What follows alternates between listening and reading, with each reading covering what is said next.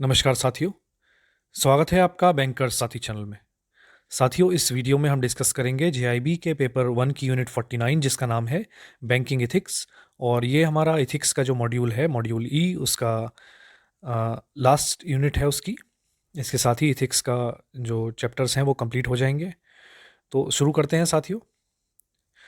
तो हमारा पहला टॉपिक है इसमें एथिक्स एंड टेक्नोलॉजी। साथियों, एथिक्स क्या, जैसे जैसे बैंकिंग में टेक्नोलॉजी का यूज़ बढ़ा है उसमें एथिक्स का भी इंपॉर्टेंट रोल आ गया है।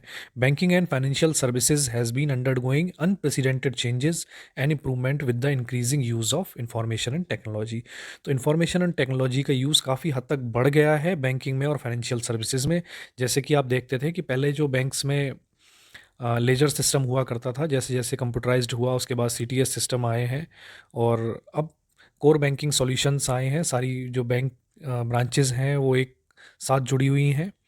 तो आईटी का काफ़ी ज़्यादा रोल अब बैंकिंग में आ गया है, फाइनेंशियल सर्विसेज में आ गया है। और उसी के साथ में इनका टेक्नोलॉजी का जैसे जैसे रोल बढ़ा है वैसे ही अलग तरह के अपने रिस्क बढ़े हैं, अलग तरह की जो रिस्पॉन्सिबिलिटीज़ हैं स्टाफ के ऊपर और बैंक के ऊपर वो बढ़ी हैं, अलग तरह के चैलेंजेस आए हैं। तो आईटी का अगर हम देखें तो IT has been broadly used under two different avenues in banking. One is communication and connectivity and other is business process reengineering. अब इंफॉर्मेशन टेक्नोलॉजी को बैंकिंग में बेसिकली दो तरह से यूज़ किया जाता है। एक पार्ट तो इसका हो गया जो कि कम्युनिकेशन और कनेक्टिविटी का पार्ट हो गया, जिसमें जो इंटरनेट कनेक्शन या इंटरनेट सिस्टम जो है हमारे, जिससे सिस्टम लिंक रहते हैं आपस में, तो वो पार्ट एक हो गया जहाँ पे कम्युनिकेशन चलता है, डेटा कम्युनिकेट किया जाता है, डेटा इन्फॉर्मेशन। तो एक पार्ट वो हो गया। दूसरा है बिजनेस प्रोसेस री इंजीनियरिंग। तो दो कैटेगरी में आईटी ने रोल प्ले किया है। IT enables better product development, better market infrastructure, implementation of reliable technique for control of risk and financial intermediaries to reach geographical distant and diversified market. तो अब information technology का use बताया है, इसमें फ़ायदे बताया है, जिसमें कि क्या है कि आईटी जो है वो इनेबल करता है कि बेटर प्रोडक्ट डेवलपमेंट हो सके, मार्केट इंफ्रास्ट्रक्चर सुधारा जा सके और रिलायबल टेक्निक जो है उनको इम्प्लीमेंट किया जा सके ताकि रिस्क और कम किया जाए। और फाइनेंशियल इंटरमीडिएटरीज जो हैं उनको इनेबल करता है कि वो ज़्यादा से ज़्यादा जगह पर पहुंच अपनी बढ़ा सकें, रीच उनकी बढ़ जाए, खासकर ऐसी जगह पर जहां पर जोग्राफिकली जो कि डिस्टेंट हैं, दूर दराज के इलाके हैं, डाइवर्सिफाइड मार्केट्स हैं, इन सब जगह जो है उनकी रीच बढ़ सकती है फाइनेंशियल इंटरमीडिएटरीज की। IT has change the way bank manages access to liquidity, transformation of asset and monitoring of risk. अब इंफॉर्मेशन टेक्नोलॉजी ने काफ़ी हद तक इस चीज़ में बदलाव किया है कि जिस तरह से अब बैंक के जो काम है कि लिक्विडिटी को मैनेज करना और ट्रांसफॉर्मेशन ऑफ एसेट, साथ ही मॉनिटरिंग ऑफ रिस्क, तो तीनों ही जो काम है इनमें इनमें काफ़ी हद तक जो बदलाव इम्प्रूवमेंट आया है वो आईटी की वजह से आया है। IT information technology and communication networking system has bearing on efficiency of money, capital and foreign exchange market. तो जैसा ही जितना ये एफिशिएंट होंगे कम्युनिकेशन नेटवर्किंग सिस्टम और इंफॉर्मेशन टेक्नोलॉजी, तो अगर ये एफिशिएंट होंगे तो ये बेनिफिट करेंगे, और अगर ये एफिशिएंट ज़्यादा नहीं होंगी तो इनकी जो एफिशिएंसी है उसकी वजह से कहाँ फ़र्क पड़ता है, उसकी वजह से फ़र्क पड़ता है money, capital and foreign exchange market में। तो उनकी जो वर्किंग है मनी एक्सचेंज और फॉरेन कैपिटल एक्सचेंज मार्केट्स की जो वर्किंग है वो काफ़ी हद तक इससे प्रभावित होती है। यानी कि किस तरह के आपके आईटी के कम्युनिकेशन नेटवर्किंग सिस्टम किस तरह से काम कर रहा है उस पर भी डिपेंड करते हैं। IT has brought about a significant change in the way organisation communicate and maintain relationship with their internal and external customers. तो इंफॉर्मेशन टेक्नोलॉजी का यूज़ करके ही बैंक जो हैं काफ़ी हद तक अपने जो इंटरनल और एक्सटर्नल कस्टमर्स हैं उनके साथ कम्युनिकेट कर पाते हैं। और बैंक ही नहीं, बाकी ऑर्गेनाइजेशन भी, क्योंकि ज़्यादातर जो आपने देखा होगा कि मेल्स पर सारी इन्फॉर्मेशन भेज दी जाती है या डिजिटल मीडिया के थ्रू भेज दी जाती है। तो ये सारे जो हैं इंफॉर्मेशन टेक्नोलॉजी के ही पार्ट हैं। तो आईटी ने काफ़ी हद तक सिग्निफिकेंट चेंज इस क्षेत्र में किया है। Bank on continuous basis collects lot of. अब इसमें हम देखते हैं कि टेक्नोलॉजी में साथी और इथिक्स का क्या रोल है, क्योंकि टेक्नोलॉजी एडवांस हो गई, आईटी आ गई, बैंकिंग में, फाइनेंशियल सेक्टर में काफ़ी हद तक इंफॉर्मेशन टेक्नोलॉजी का यूज़ होने लगा है। तो अब इसमें इथिक्स का कहाँ पर रोल आता है, इसको समझते हैं। Banks on continuous basis collect lots of customers' data and information. They have the moral obligation to ensure that this data is not leaked or misused. अब जैसे कि बैंक हैं या और बाकी फाइनेंशियल इंटरमीडिएटरीज हैं, स्पेशली अगर हम बैंक का ही एग्जांपल लें, तो बहुत सारी कस्टमर्स की जो इन्फॉर्मेशन है वो बैंक्स के पास आती है और कंटिन्यूसली आती रहती है, रोज़ आ रही है। तो बैंक्स के ऊपर ये ऑब्लिगेशन है, उनकी ये ड्यूटी है, मॉरल रिस्पॉन्सिबिलिटी है, ऑब्लिगेशन भी है उन पर लॉ के द्वारा कि वो ये सारी जो इन्फॉर्मेशन है, जो डेटा है, उसको सीक्रेट रखें, उसको संभाल कर रखें, ताकि इस डेटा को लीक होने से बचाया जा सके और इसको कोई मिसयूज़ ना कर पाए। Two terms has been coined in recent year, fintech and regtech. अब इसको समझने के लिए दो जो हैं वो टर्म्स क्वाइन किए गए हैं। एक को हम कहते हैं फिनटेक, दूसरा है रेगटेक। तो फिनटेक का मतलब हो गया फाइनेंशियल टेक्नोलॉजी, जो टेक्नोलॉजी फाइनेंस में यूज़ हो रही है, और रेगटेक का मतलब हो गया रेगुलेटरी टेक्नोलॉजी। तो दो तरह की टेक्नोलॉजी को दो तरह के नाम शॉर्ट में हमने अपनी अंडरस्टैंडिंग के लिए दे दिए गए हैं। अब एक वर्किंग ग्रुप बना था on fintech and digital banking, जिसके चेयरमैन थे श्री सुंदर सेन जी। अब उस वर्किंग ग्रुप ने अपनी रिपोर्ट एक तैयार की और आरबीआई को 2018 में अपनी रिकमेंडेशंस दी। अब ये रिकमेंडेशंस क्या हैं, उनको हम कुछ इंपॉर्टेंट जो रिकमेंडेशन है उनको पढ़ लेते हैं। There is need to have a deeper understanding of fintech product and their interaction with financial sector and thereby their implication on financial system. अब ये कह रहे हैं कि एक ज़रूरत है इस बात की कि एक डीपर अंडरस्टैंडिंग हो फिनटेक प्रोडक्ट के बारे में, और उनका जो इंटरेक्शन होगा फाइनेंशियल सेक्टर में, उनका क्या प्रभाव पड़ेगा उसके बारे में प्रॉपर अंडरस्टैंडिंग होनी चाहिए, और उनके इम्प्लीकेशन क्या होने वाले हैं पूरे सिस्टम पर, ओवरऑल सिस्टम पर। तो इसके बारे में एक डीपर अंडरस्टैंडिंग होनी ज़रूरी है। दूसरा है कि need to develop a more detailed understanding of risk inherent in platform based fintech approaches. तो प्लेटफॉर्म बेस्ड फिनटेक अप्रोचेस हैं, उनमें एक डिटेल्ड अंडरस्टैंडिंग की ज़रूरत है ताकि जो रिस्क उसमें है उनको समझा जा सके। Various financial sector regulators to identify sector specific fintech product and regulatory approaches. तो जो कई सारे जो रेगुलेटर्स हैं जो फाइनेंशियल सेक्टर में अलग अलग रेगुलेशंस जिनके चलते हैं, जैसे आरबीआई हो गया या बाकी रेगुलेटर्स गवर्नमेंट ऑफ इंडिया हो गए, तो वो क्या है, वो इस सेक्टर स्पेसिफिक फिनटेक प्रोडक्ट को आइडेंटिफाई करें और रेगुलेटरी अप्रोचेस जो हैं वो लाएं। Regulatory and legal reforms are essential to enable the sustained development of a digital financial industry for future. तो रेगुलेटरी और लीगल रिफॉर्म जो हैं वो इसेंशियल हैं ताकि सस्टेन डेवलपमेंट हो सके और साथ ही डिजिटल फाइनेंशियल इंडस्ट्री में इन द फ्यूचर, और जो फाइनेंशियल इंडस्ट्री है वो फ्यूचर में और ज़्यादा डिजिटल हो सके। अब डेटा सिक्योरिटी और प्राइवेसी काफ़ी इंपॉर्टेंट है। As bank transactions are moving from offline to online on various digital platform, the risk related to data security and privacy are that much more critical. अब जैसे जैसे offline से online की तरफ को ट्रांजेक्शन्स जा रहे हैं, बैंकिंग ट्रांजेक्शन ज़्यादा से ज़्यादा डिजिटल प्लेटफॉर्म पर हो रहे हैं, तो उसके साथ ही जो रिस्क इन्वॉल्व है, ऑनलाइन के अपने अलग रिस्क हैं, अलग तरह के रिस्क हैं, जैसे कि सबसे इंपॉर्टेंट जो है उसमें डेटा सिक्योरिटी और प्राइवेसी का ही है, तो ये काफ़ी क्रिटिकल हो जाता है। Managing this risk is critical and banks need to ensure that the staff have appropriate level of integrity, awareness and capability to ensure the compliance and privacy of banking data.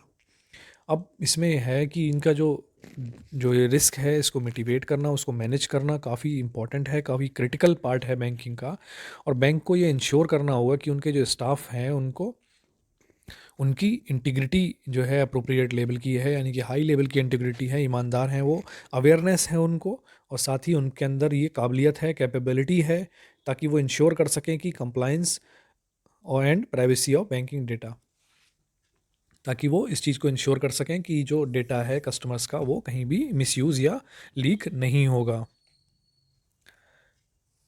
RBI ने भी banks को advice किया है कि किस तरह से वो अपना डेटा सिक्योरिटी को मेंटेन कर सकते हैं। Banks need to define and implement procedure to enable integrity and consistency of all data stored in a electronic form. तो बैंक को जो है एक स्टैंडर्ड जो है प्रोसीजर बना के रखने पड़ेंगे जिससे कि इंटीग्रिटी और कंसिस्टेंसी डेटा की मेंटेन की जा सके इलेक्ट्रॉनिक फॉर्म में जो स्टोर किया गया है। Policy regarding media handling, disposal, transmit should be implemented to enable the use of protection profile and otherwise to mitigate risk to data. तो जो भी मीडिया हैंडलिंग की जाएगी, यानी कि जो इंफॉर्मेशन है जो मीडिया के फॉर्म में बैंक्स के पास में, उसको प्रॉपरली हैंडल, डिस्पोजल उसका और उसका जो ट्रांसमिशन है वो प्रॉपर किया जाए, उसके प्रॉपर जो है पॉलिसीज़ उसके लिए बनाई जाएँ ताकि जो रिस्क है डेटा का वो मिटिगेट किया जा सके। There should be secure storage of media, controls could include physical and environmental control. तो जो मीडिया है उसको, यानी कि जो बैंक में जो इन्फॉर्मेशन है, डेटा है, उसका जो है स्टोरेज जो है वो प्रॉपर होना चाहिए, सिक्योर,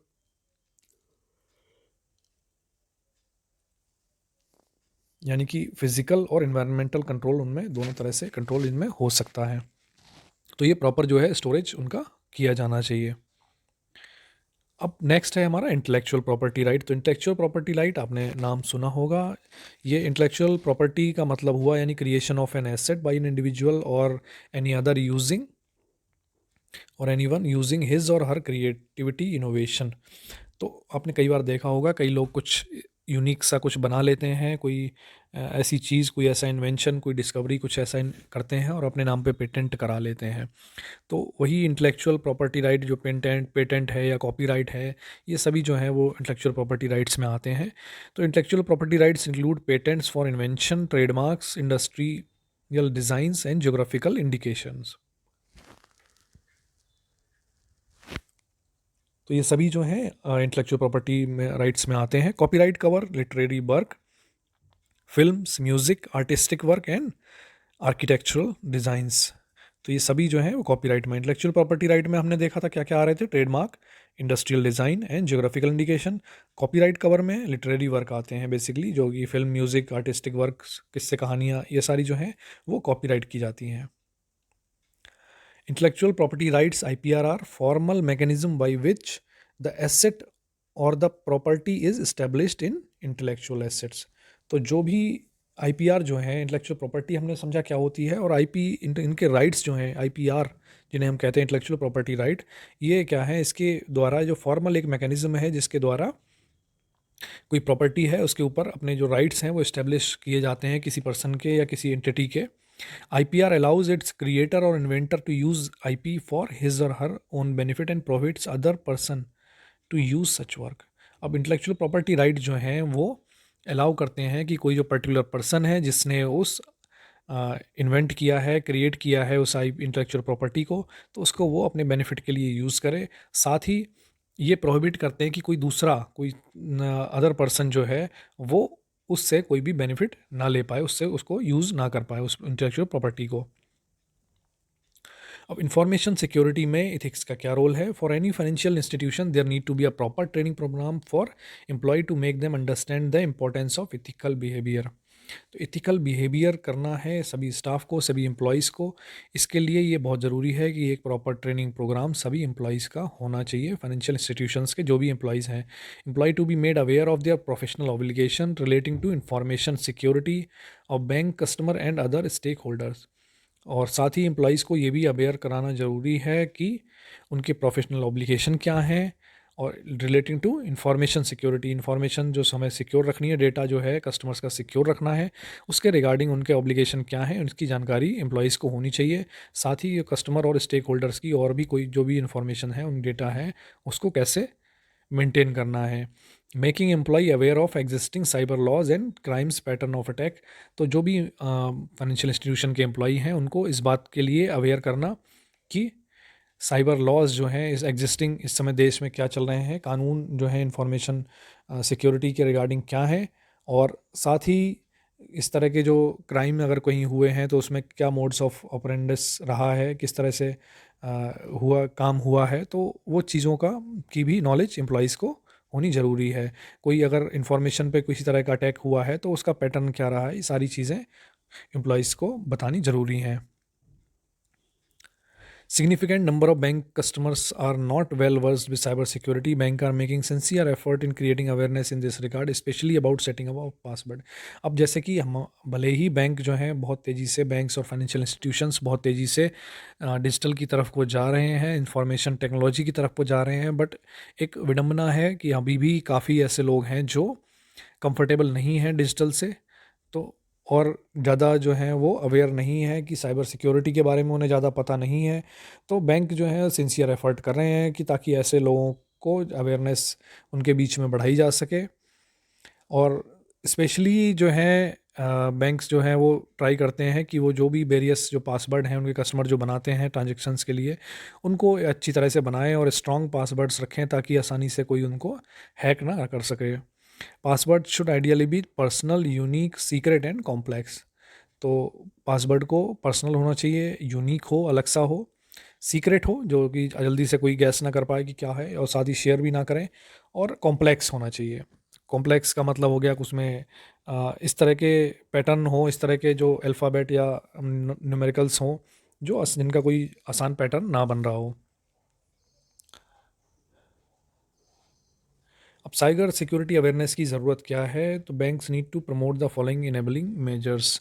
इसके लिए जो साइबर सिक्योरिटी अवेयरनेस के लिए ये मेजर्स जो हैं वो बैंक्स को लेने होंगे। Create cyber threat programme awareness programme, take preventive steps, preventive step जो लिए जाने हैं वो लिए जाएंगे। Provide guideline in simple form, और जो भी गाइडलाइंस हैं इसके रिगार्डिंग, साइबर सिक्योरिटी के रिगार्डिंग, उनको आसान भाषा में समझाया जाए ताकि ज़्यादा से ज़्यादा लोग इसको समझ पाएँ। Engage state of art IT security protection system, और आईटी जो प्रोटेक्शन सिस्टम है इनका, इंफॉर्मेशन टेक्नोलॉजी जो प्रोटेक्शन सिक्योरिटी प्रोटेक्शन सिस्टम है वो काफ़ी अच्छी लेवल के होने चाहिए। स्टेट ऑफ द आर्ट कहा गया है होने चाहिए, यानी कि लेटेस्ट जो है टेक्नोलॉजी है उसको यूज़ करना है। Build confidence in staff and customers, साथ ही अपने स्टाफ को भी कॉन्फिडेंस देना है और कस्टमर को भी पॉजिटिव जो है कॉन्फिडेंस उनको बूस्ट करना है।